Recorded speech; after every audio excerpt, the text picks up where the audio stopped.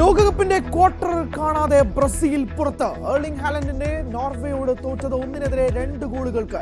7 ഗോളുകളുമായി ഹാലൻഡ് മെസ്സിക്കും എംബാപ്പയ്ക്കുമൊപ്പം ക്വാർട്ടർ കാണാതെ ബ്രസീൽ പുറത്താകുന്നത് 1990 ശേഷം ഇതാദ്യം. വിരമിക്കൽ പ്രഖ്യാപിച്ച് സുപ്രധാനം നെയ്മർ.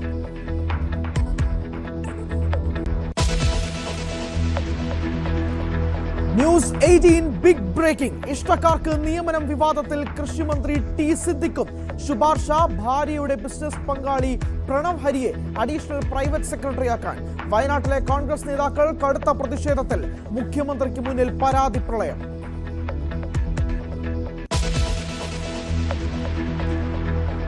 നാടിനെ ഞെട്ടിച്ച നെന്മാറ ഇരട്ടക്കൊലപാതക കേസിൽ പ്രതി ചെന്താമരയുടെ വിധി ഇന്ന്. പാലക്കാട് 4ാം ജില്ലാ കോടതി വിധി പറയും.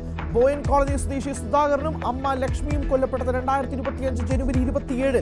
ഇന്നത്തെ വിധി വരുന്നത് ഭാര്യയെ കൊന്ന കേസിൽ ചെന്താമര ഇരട്ട ജീവപര്യന്തം അനുഭവിക്കുന്നതിനിടയിൽ. ആസൂത്രണ ബോർഡ് പരീക്ഷാ ക്രമക്കേട് ആരോപണം ശക്തമാകുന്നതിനിടെ PSCയുടെ യോഗം ഇന്ന്.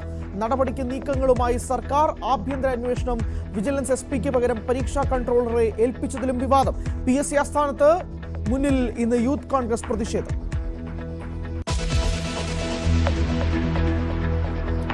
ഉപനേതാവിനെ തീരുമാനിക്കാനാവാത്ത പ്രതിസന്ധിക്കിടെ LDF യോഗം ചേരാൻ തിരക്കിട്ട നീക്കം. സമാധാനത്തിൽ പോകുന്നതിനിടെ CPIയെ പ്രകോപിപ്പിച്ച് പിണറായി വിജയന്റെ പ്രസ്താവന. പരസ്യമായ അതൃപ്തി പ്രഖ്യാപിച്ച CPI നേതൃത്വം ഈ ആഴ്ച തന്നെ യോഗം ചേർന്നേക്കും.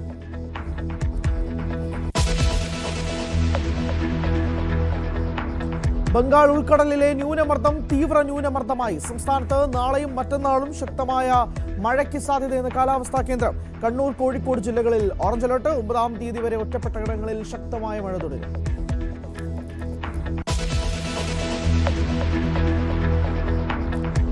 സംഭാവന തട്ടിപ്പ് വിവാദത്തിനിടെ ശ്രീരാമ ജന്മഭൂമി തീർത്ഥക്ഷേത്ര ട്രസ്റ്റ് യോഗം ഇന്ന്.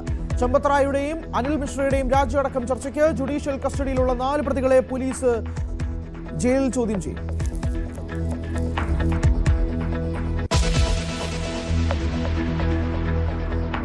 പ്രധാനമന്ത്രിയുടെ ത്രിരാഷ്ട്ര സന്ദർശനത്തിന് ഇന്ന് തുടക്കം. സന്ദർശിക്കുന്നത് ഇന്തോനേഷ്യ, ഓസ്ട്രേലിയ, ന്യൂസിലൻഡ് രാജ്യങ്ങൾ.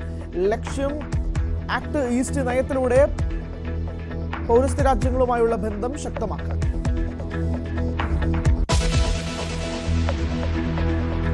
ഇറാനുമായുള്ള സുരക്ഷാ കരാർ ചർച്ച ചെയ്യാൻ നെതന്യാഹു ട്രംപ് കൂടിക്കാഴ്ച ഉടൻ. അയത്തുള്ള ഖമനേയിയുടെ സംസ്കാരത്തിന് പിൻഗാമി മുജ്തബ എത്തിയില്ല.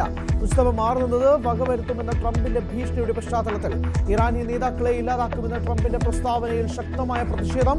വിലാപയാത്ര ഇന്നും.